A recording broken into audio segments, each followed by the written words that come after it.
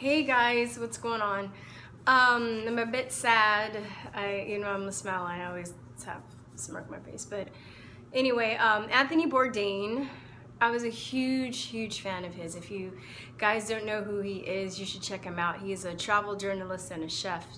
And he had two amazing shows. One was called Parts Unknown and the other one was called No Reservations.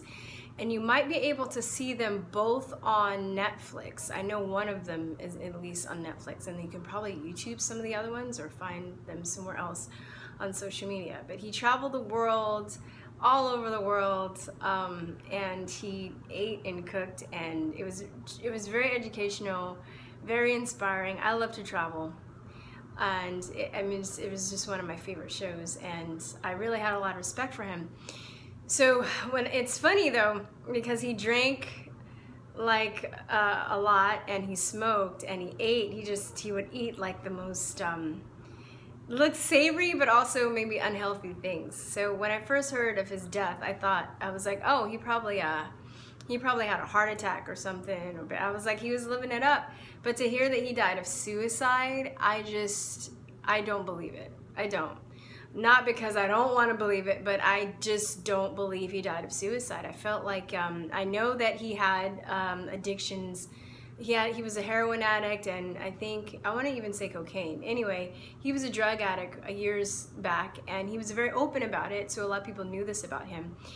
And I just noticed immediately after his death, they were like, oh, he had demons he couldn't get past, and oh, like, you know, this is what happens. Some people, they never get rid of their demons, and then all of these videos come out about suicide. I'm just like, I don't believe it. I don't believe that he killed himself. I think he was murdered. And my second thought that came to me when I heard that it was suicide was, oh, he traveled the world a lot. And he did go some sketchy places, which is Parts Unknown, his series, which was really cool. He was able to get into countries that maybe most people wouldn't go, and there was war and there were other crazy things going on. So my other instinct was, oh, he must have known something. He traveled all over the world. There's a lot of light all over the world. There's also a lot of darkness, and I'm sure he saw a lot of that as well. And I was like, he must have known something.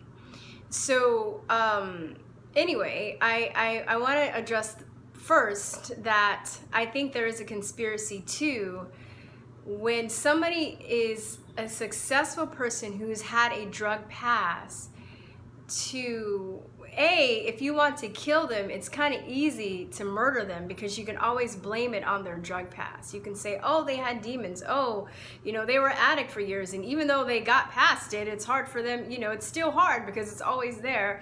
So I think that there is a conspiracy to also keep people in the mind frame that if you have a drug or alcohol addiction, that you'll never get past it. It's always like this dark cloud looming, that you can't come out a better person.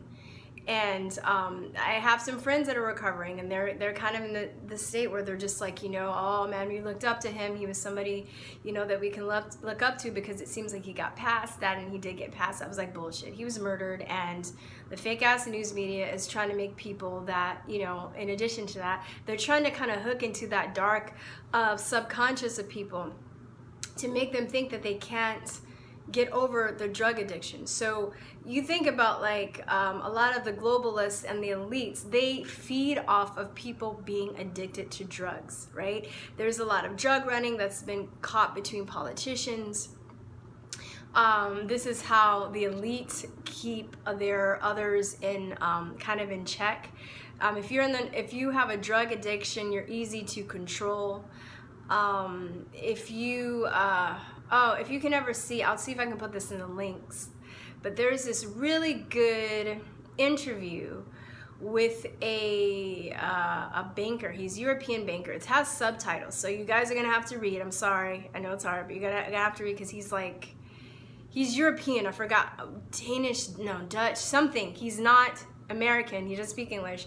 But there's an interview with this banker, and he basically talks about how one of the ways that they keep people hooked into doing their will and staying in the situation that they stay in is they do try and, you know, blackmail people with get them in a situation where they would be with kids or something they can blackmail them, told against them, and they get them addicted to drugs.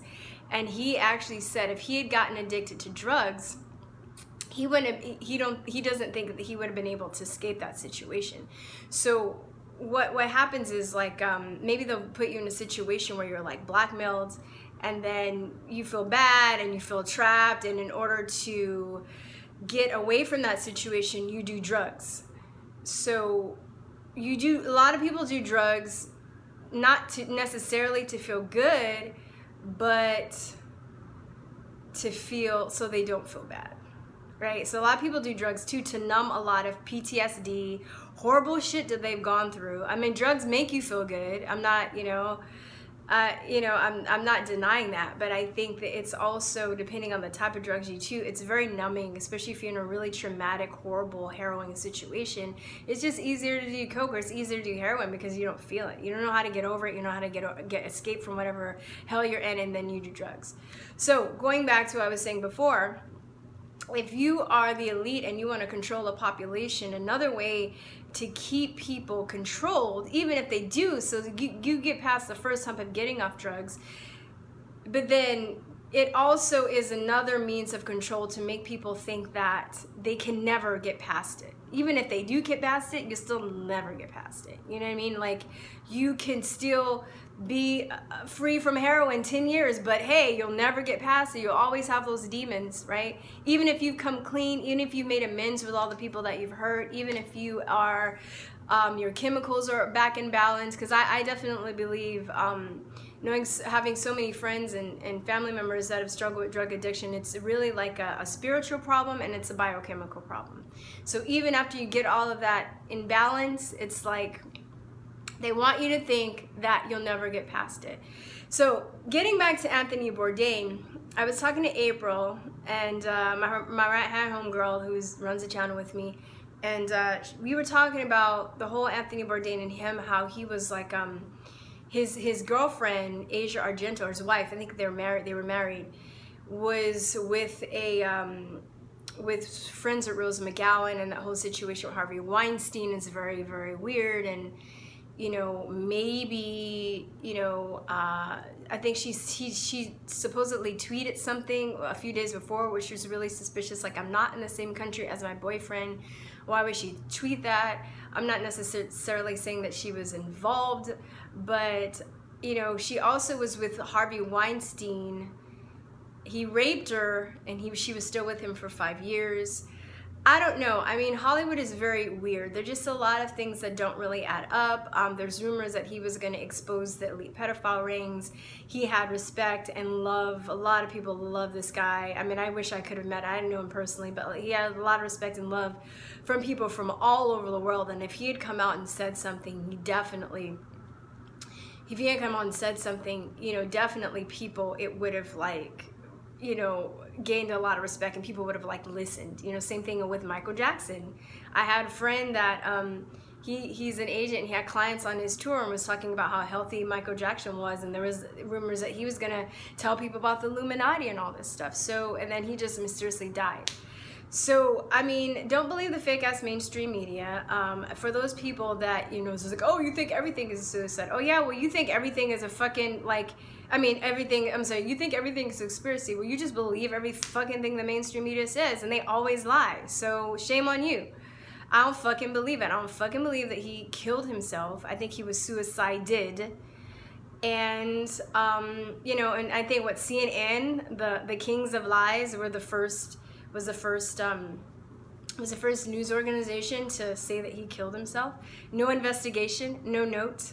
Oh, he's dead. He killed himself from a doorknob, I think. Like, was a fucking doorknob on the ceiling. I guess you could hang yourself and use your body weight, but it's still hard. You'd have to have the will. I mean, if you hang yourself from someplace high, it's harder to get down. But if you hang yourself from a doorknob, you have to still keep the pressure on in order to choke yourself, which anybody that's hung from a doorknob, to me, that just seems like a very hard way to kill yourself. And most people that I've known that kill themselves, they want it easy. Why would they do that? I don't know. I was also talking to April too, and we're talking about like how there's some kind of symbolism between doorknob deaths. So if you guys, doorknobs and hangings and murder, some kind of Illuminati symbolism having to do with that. If you guys can link information about that, that would be really very, very interesting. So again, he left behind a, oh God, I think an 11-year-old daughter, lots of friends who loved him, fans who admired him and adored him. Even at 61, I feel like he was gone too soon. This guy had a lot of life and curiosity and just so much left. I thought he was gonna be somebody that lived like well into his hundreds. So sad to see him go, and I'm so sad that I never got to meet him. But anyway, I'm gonna put those links about the banker and a few other things I mentioned in the link, so please check them out. Send me some stuff. I always love it. I really appreciate when you guys send me things. You guys make me smarter. And yeah, all right guys, I will talk to you later. Peace, truth, love, bye. Mwah.